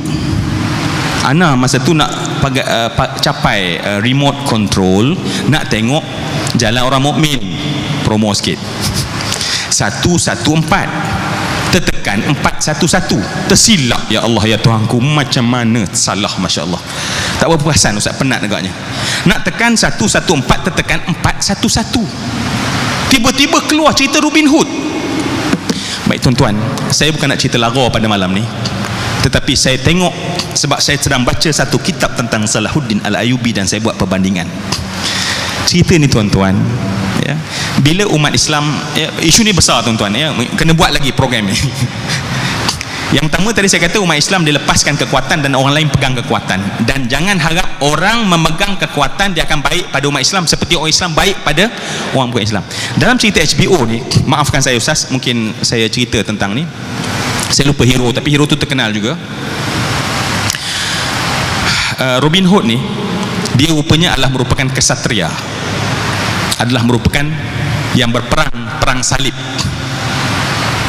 ya, crusader. Dalam intro cerita Robin Hood, sebelum dia mencuri di mana, saya ada Sherwood, ada mana saya tak berapa ingat. Allahu Akbar, anda tanya soalan semua, Masya Allah, para wali Allah mana Ustaz? Kami ni mana tahu HBO, kami ni zikir. Alhamdulillah, minta maaf menyinggung perasaan tuan-tuan, ya. Saya nak okey, saya maklumkan pada tuan-tuan apa yang saya tengok itulah. Masa tu dalam cerita tu, intro tu adalah bagaimana Robin Hood di tengah packing barang untuk balik ke England. Dan pada masa tu hunaka Rais Malik yusamma Malik Ingilterra Richard Qalbul Asad. Malik Ingilterra Richard Qalbul Asad, maknanya king yang merupakan raja England pada kita itulah Richard the Lionheart. Richard the Lionheart, tok kepada tok, hak cucu Kate Middleton yang datang baru ni yang datang KL. Dia lah cerita lebih kurang susu galonya. Dalam cerita tu tuan-tuan, ya, Robin Hood tengah packing barang ni, dia pakai baju besi perang sebagai seorang kesatria ni. Robin Hood, King Richard ditanya soalan. Okey, dia tanya. So dalam cerita tu, scene tu, apa pandangan anda tentang kepimpinan better? Apa pandangan anda tentang kepimpinan better? Dan Robin Hood tanya, saya nak cakap betul ke nak cakap bohong? Ini skrip klise, itu biasalah, ya. Kadang-kadang kalau cerita cinta macam tu, abang sayang saya atau tidak, mesti dia kata tanya cakap benar ke cakap bohong. Itu skrip klise dalam Hollywood punya cerita. Baik, apa jawapan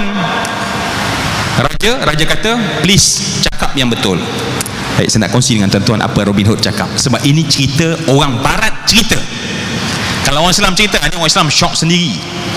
Orang barat cerita tuan-tuan, apa kata Robin Hood? Kita berperang dengan Arab, kita berperang dengan Saladin, kita berperang dengan orang Islam.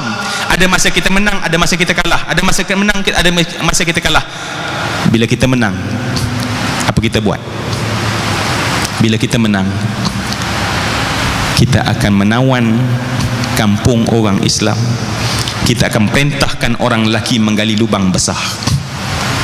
Apa kita buat? Setelah lubang itu dibuat, kita masukkan semua orang kampung dalam lubang tersebut. Apa kita buat wahai tuanku? Kita akan masukkan pohon-pohon zaitun dan minyak zaitun dalam lubang tersebut. Apa kita buat wahai tuanku? Kita bakar mereka hidup-hidup. Kita bakar satu kampung hidup-hidup. Dalam sejarah menuliskan pernah satu kampung 30,000 orang Islam dibakar hidup-hidup. Sebahagian yang lain kita panggil orang-orang lelaki dewasanya, kita gantung kakinya ke atas, kepalanya ke bawah, pisau yang nipis kita gunakan, seperti seorang yang menyiat kulit kambing di tempat sembelihan. Kita akan potong pada bahagian kaki, bahagian atas, dan kita akan koyak pada bahagian kulit, dan kita siat kulit mereka hidup-hidup. Apa mesej yang kita nak sampaikan pada orang lain? Ingat, siapa nak lawan dan menentang Richard, ini yang dia dapat. Kita bagi mesej ketakutan supaya orang takut dengan tentera kita. Siapa cakap? Bukan saya cakap. Dalam cerita Robin Hood, hunaka kitabun yusamma bi HBO wa bab Robin Hood. Dan apa kata Robin Hood? Bila kita ditawan, bila kita kalah, kita ditawan, tuanku tahu apa mereka buat pada kami. Wahai tuanku, apa mereka buat pada kami? Mereka masukkan kami dalam tempat kurungan, tetapi sedikit pun mereka tidak akan melucutkan pakaian kami. Sedikit pun mereka tidak akan membiarkan kami dalam keadaan dahaga. Mereka datang pada waktu dan tempoh waktu makan dan memastikan setiap orang daripada kita makan. Bila kita ditawan, kita dijamu, cuma yang membezakan kita orang tawanan. Tetapi bila kita menawan mereka, kita bakar mereka hidup-hidup. Wahai tuanku, itu yang saya nak sampaikan pada tuanku. Dalam cerita tersebut, King Richard marah, diarahkan Robin Hood, ditangkap dan dipasung masuk dalam kapal on the way ke London, ke England. Dengar cerita King Richard meninggal dunia, dan kemudian akhirnya dia bebas, dan kemudian sambung cerita, tuan-tuan tengok sendiri dalam HBO kemudian. Itu tak ada kaitan dalam isu ni. Saya baca dalam kitab tentang Salahuddin Al-Ayyubi, ketika Salahuddin duduk macam Ustaz Razi selepas peperangan dan para tawanan berada dalam sangkar pada ketika itu, datang wanita yang menangis, wahai Sultan Salahuddin, wahai pemimpin kami, itulah muka yang telah membunuh orang kita, itulah orang yang telah mengupas kulit-kulit kita dan membakar hidup-hidup. Buat seperti yang mereka buat pada kita. Salahuddin Al-Ayyubi duduk dalam keadaan diam dan tenang, seperti mana yang Ustaz Rabi buat sekarang. Memang ada gaya Ustaz Salahuddin Al-Ayyubi, alhamdulillah. Amin ya Allah, Allahumma amin. Datang yang lain menangis. Salahuddin tanya balik soalan, tolong jawab saya tidak jelas. Adakah yang mereka buat itu benar atau salah? Salah wahai tuanku, salah wahai pemimpin. Adakah yang dibuat itu zalim? Zalim wahai pemimpin. Dan Salahuddin tanya soalan yang begitu beberapa kali. Apa pandangan kalian? Kita orang Islam bolehkah buat benda zalim kalau kita yakin kita dalam kebenaran? Adakah kita sebagai seorang Islam layak membuat benda yang zalim? Kenapa? Sebab kita seorang Islam, kita solat, kita sembah Allah Subhanahu wa ta'ala. Mereka salah sebab agama mereka salah, tetapi adakah kita nak kena ikut macam mereka ikut? Dan Salahuddin Al-Ayyubi berkata, kita orang Islam tak sama dengan orang bukan Islam. Tuan-tuan,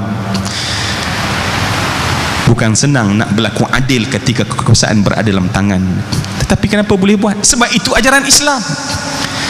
Tetapi bila umat Islam, kita serahkan kekuatan kita pada orang lain, yang bisnes lebih kurang, yang berniaga lebih kurang, yang bekerja lebih kurang, yang buat di rumah lebih kurang, sebab tak sangka tidak ada attach dengan akhirat, maka akhirnya semua kita longlai dan gontai. Tidak ada seorang yang keluar sebagai seorang panglima, yang keluar daripada rumah sebagai seorang panglima, bekerja dan memasak sebagai seorang panglima. Bila kita nak jadi panglima, kita baca pula Art of War, Sun Tzu punya, tetapi kita tak nampak bahawa bagaimana Islam mengajar supaya kita menjadi seorang panglima yang ganjaran yang diberikan kepada kita adalah syurga di hari akhirat ini. Dunia kita itulah akhirat kita, akhirat kita itulah dunia kita. Dunia kita yang kita nak beli syurga, itu yang diajar, dipasak dalam jiwa umat Islam, dan umat Islam menjadi the best ummah, dan tidak ada siapa boleh challenge umat Islam pada zaman lampau. Jom saya sudi saya dan kita semua. Al-Fadhil Ustaz. Alhamdulillah. Tuan-tuan puan-puan, kita lihat tidak ada yang berganjak duduk dekat sini tunggu. Kerana apa? Walau soalan yang simple, kita nak jawapan yang mana menyerak masuk dalam kalbu kita. Akhirnya sampailah kepada pusingan yang terakhir dan kesimpulan. Al-Fadhil Doktor, kita telah bicara dunia, dah bicara akhirat, kita dah bicara berkenaan dengan jabatan dan sebagainya. Jadi saat ini, saat sebelum kita menangguhkan bicara ilmu ini, apakah doktor satu amalan yang menjadi wasiat yang Allah telah wasiatkan kepada kita, yang Nabi wasiatkan kepada kita, inilah perbuatan, amalan, kaedah, cara untuk kita selamat di dunia ini, sejahtera di akhirat sana, untuk benteng diri kita daripada sebarang perkara-perkara yang mengundang murka Allah Subhanahu wa taala. Kita lihat hari ini macam-macam balak bencana, dan kita tidak mahu ya diuji dengan mana ujian tersebut melakukan merupakan satu penghinaan Allah kepada kita. Khizyun fid dunya wal akhirati minal khasirin. Kita tak mahu yang tu. Jadi doktor, insya-Allah dalam tempoh 5 minit untuk kita huraikan dan simpulkan apa yang telah kita bincangkan tadi. Falyatafaddal mamnuna. Bismillahirrahmanirrahim. Nahmaduhu wa nusalli wa nusallim ala rasulihil karim. Amma ba'd. Terima kasih Ustaz Radhi, tuan-tuan, puan-puan, muslimin muslimat yang dirahmati Allah sekalian. Ustaz nak tutupkan dengan satu hadis Rasulullah sallallahu alaihi wasallam. Bila soalannya kita dah cerita tentang dunia akhirat, apa nak buat sebenarnya? Sebab kalau tengok perbincangan kita luas, jadi sebagai intipati nak buat apa sebenarnya sekarang? Ya tak? Jadi tuan-tuan, daraba ashabun Nabi sallallahu alaihi wasallam khiba'ahu, sahabat-sahabat Nabi telah buat satu khemah. Khemah ini dia tak tahu bahawa di bawah khemah tersebut ada kubur. Ialah padang pasir Ustaz, jadi tengah-tengah tak ada apa nampak apa, buat khemah. Lepas tu bila malamnya nak tidur, beberapa orang sahabat ni dengar orang baca apa dia? A'udzubillahi minasyaitonirrajim. Tabarakalladzi biyadihil mulku wa huwa ala kulli syai'in qadir. Ada orang baca surah Tabarakalladzi. Tuan-tuan, bila cek-cek kat mana datang suara malam-malam buta ni? Rupanya daripada bawah, daripada dalam tanah, orang dalam kubur, tuan-tuan. Kalau kita apa buat tuan-tuan? Cabut lari lah, nak tunggu apa lagi? Sahabat ini tunggu, ringkas cerita, selesai bacaan tersebut dia pun pindah, sebab tak boleh duduk atas kubur, hukumnya haram. Ya, dia pindah dari atas kubur tersebut. Kemudian esoknya jumpa Rasulullah sallallahu alaihi wasallam dan tanya. Rasulullah kata, itulah orang yang membaca surah Tabarakalladzi secara istiqamah, dan Allah beri kelebihan yang besar, boleh baca Quran dalam kubur, tuan-tuan. Nak ke tidak tuan-tuan nak baca Quran dalam kubur? Macam tak nak aje. Nak. Baik, kalau nak tuan-tuan, kita cuba ramai-ramai pada malam ini baca surah Tabarakalladzi, tapi bukan semualah, 1-2 ayat sahaja. Kita cuba ramai-ramai tuan-tuan. A'udzubillahi minasyaitonirrajim. Bismillahirrahmanirrahim. Sila. Kena ikut macam ustaz. Kalau tidak tak berhenti ustaz ni. Nak suruh berhenti kena ikut macam ustaz. Bismillahirrahmanirrahim. Sila.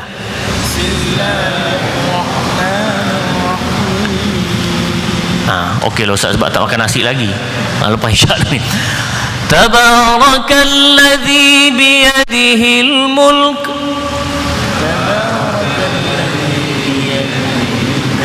wa huwa ala kulli syai'in qadir.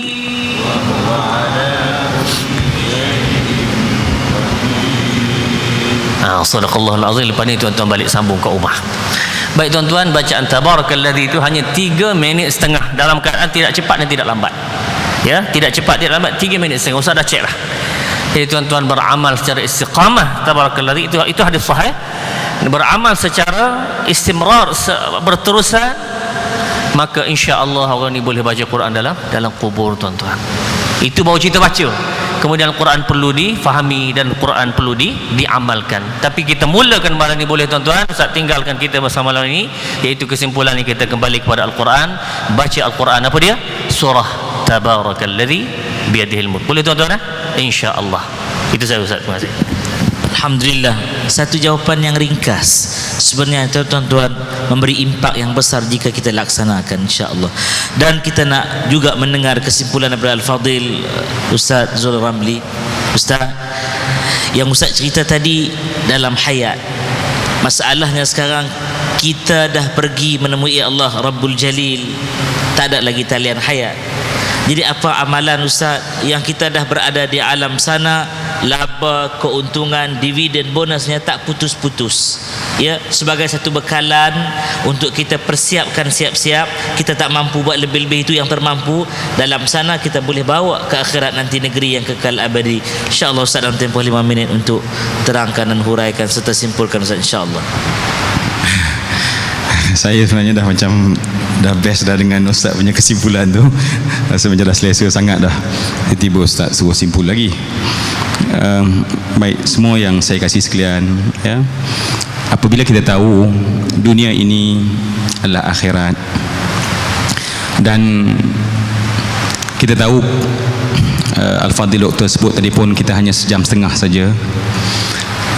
Allah dengan rahmatnya dia offer satu peluang, ya, yang selepas sejam setengah itu tetapi kamu seolah-olah masih hidup untuk beramal, dan amalan tersebut adalah sedekah jariyah, adalah sedekah jariyah.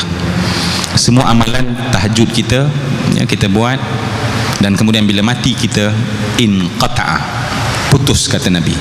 Inqata'a husul makna syai', maknanya berlaku sesuatu sebab sesuatu, maknanya telah jadi putuslah dengan sebab mati tadi amalan dia. Dan yang kita harap lagi adalah setelah kita mati tetapi seolah kita masih hidup lagi untuk beramal, ya, maka ketika itu yang paling besar untuk kita adalah memperbanyakkan sedekah jariyah, memperbanyakkan nasihat dan dakwah, ya. Ibu-ibu dan ayah-ayah yang mengajak anak dia sepanjang anak dia hidup dengan ajaran yang diajar oleh mak dan ayah, selagi itu walaupun kita mati maka kita tetap mendapat ganjaran dan kebaikan dia.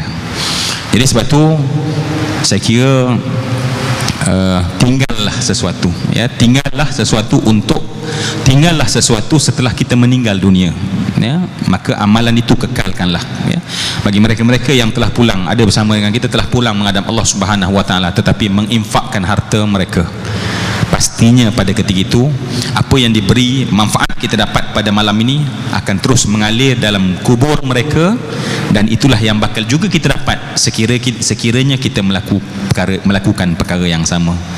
Jom kita berinfak, jom kita beramal, jom kita berdakwah, jom kita menasihati dengan penuh kebaikan, jom melahirkan anak yang mendoakan kita, maka insya-Allah dunia yang kita tinggalkan akan terus memberi manfaat kepada kita. Wallahu taala a'lam. Alhamdulillah, hadirin rahimakumullah. Pada malam ini kita belajar sesuatu, iaitu persiapkan bekalan akhirat, jangan lupa dunia kita ini.